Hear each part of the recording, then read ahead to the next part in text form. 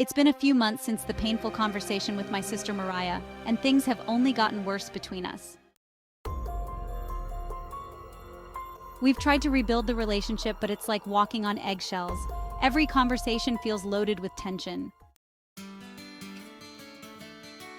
And now our parents' anniversary party is coming up, a big family event.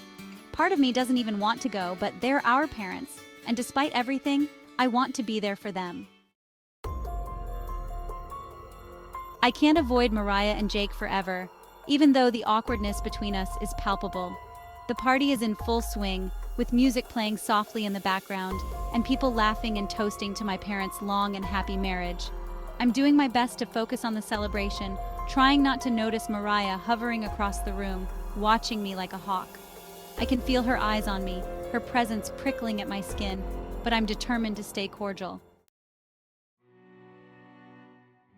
I brace myself for whatever's coming. My stomach tightens, knowing this is probably going to be another uncomfortable conversation. I'm talking with some relatives when I see Jake making his way over, looking hesitant but determined. "Hey, Sarah, can we talk for a minute?" But I nod, stepping away from the group to find a quieter corner.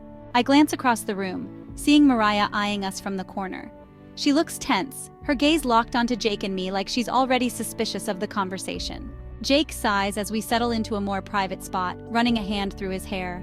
He looks tired, exhausted really, and I can tell this whole situation has worn him down. He says, "I wanted to apologize for everything, this whole thing with Mariah, it's gotten so out of hand." I nod, staying quiet, letting him explain. He asks, "She told you about that night, right? When I mentioned I used to have a crush on you back in high school? I was drunk and it was supposed to be a silly offhand comment. Like, just something people say when they're reminiscing about the past. I never meant for it to turn into, well, all this." He gives me an awkward, almost embarrassed smile. "Yeah, I remember that biology project, Jake," I tell him. "But honestly, I never even realized you were asking me out. To me, it was just coffee after a school assignment. I didn't think twice about it, and I certainly didn't think there was anything more to it." He nods and chuckles, but there's no laughter there. Not really. "Exactly," he says. "That's all it was." But after I told Mariah, she just spiraled. She started digging into it, and no matter how many times I tried to explain that it was nothing, she couldn't let it go. I kept telling her that I have no feelings for you, Sarah. I never did. I take a deep breath and say, "You were just someone I went to high school with. I barely knew you back then." I glance at Mariah across the room again, watching us with narrowed eyes, suspicion etched into every line of her face. I don't understand why she's so stuck on this.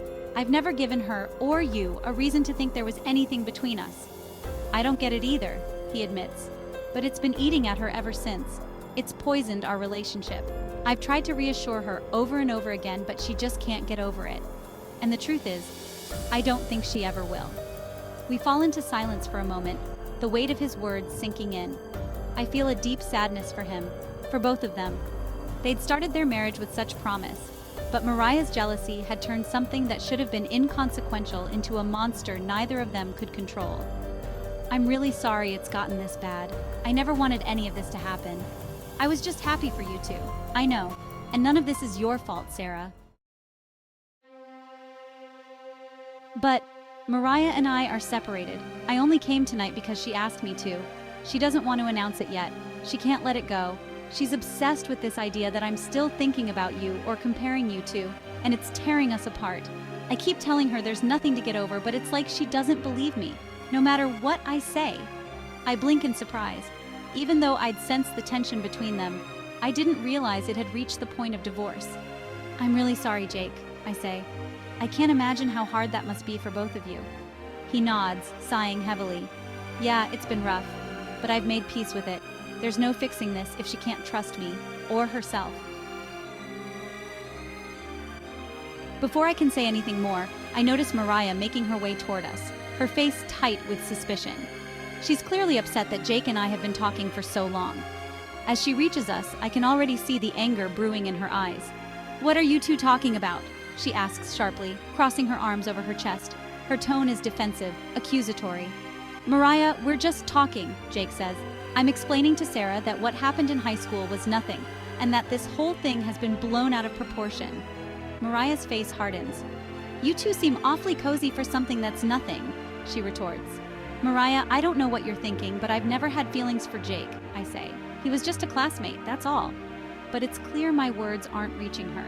She's too deep in her own spiral to hear anything rational anymore. "Mariah, we're getting divorced because of this," Jake continues. "You've let this consume you, and there's nothing left to salvage if you can't move past it." Her eyes flash with hurt and anger, but she doesn't say anything. She just glares at both of us like we've betrayed her somehow, when in reality, this was something she built up in her own mind, and now it's destroyed everything. After a long, tense silence, Mariah finally walks away, tears brimming in her eyes. Jake and I exchange one last look, an apology shared between us, an understanding that neither of us ever wanted this. A few days later, Mariah called me, asking if she could move in with me after the divorce was finalized. But I couldn't say yes. As much as it hurt to admit, the relationship we once had was over. Her jealousy and the fallout from it had created a rift that would never heal. We couldn't go back to being the sisters we were before. I couldn't let her back into my life, not after everything that had happened. I told her no. I told her that I hoped she would find peace, but that I couldn't be the person she turned to anymore. We weren't the same sisters who once shared secrets and laughed together. We were something else now, acquaintances, distant relatives who might exchange pleasantries at family events, but nothing more.